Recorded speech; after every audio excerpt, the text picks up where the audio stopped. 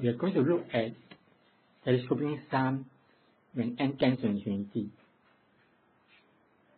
Suppose you are given this telescoping sum. Suppose you are given this question, summation I from 1 to n, 1 over I plus 1.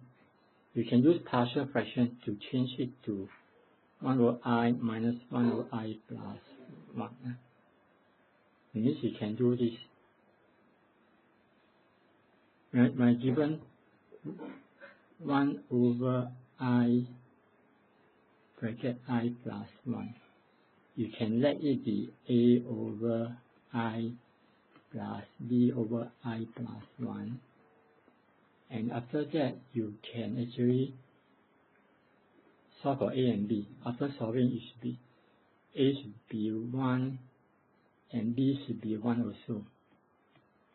So 1 over I plus 1 can be written as 1 over I minus 1 over I plus 1. Okay, after that, you can sub I as 1, 2, 3, 4 and so on. What you want is to find summation I from 1 to n, 1 over I plus 1.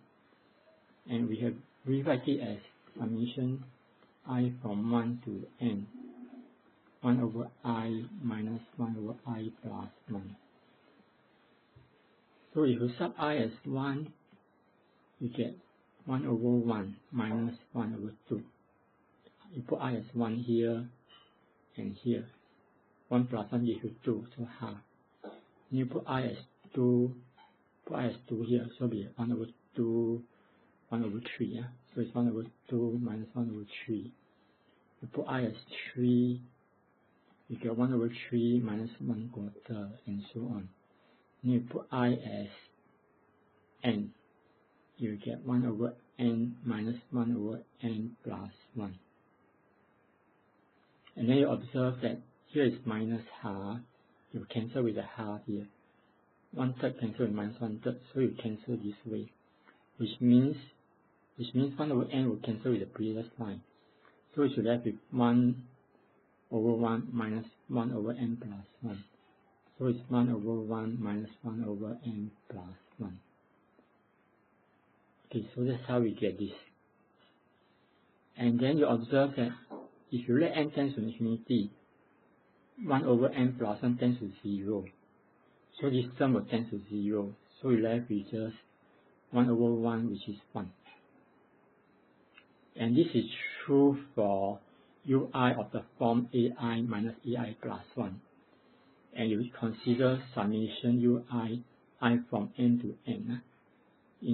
Previously, we see that if you have un is an minus an plus 1, un plus 1 is an plus 1 minus an plus 2, and so on until un is an minus an plus 1.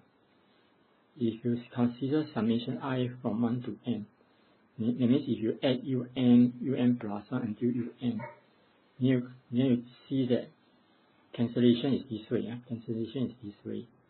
So you left with an and minus an plus 1. So this an plus 1 depends on n. It depends on n.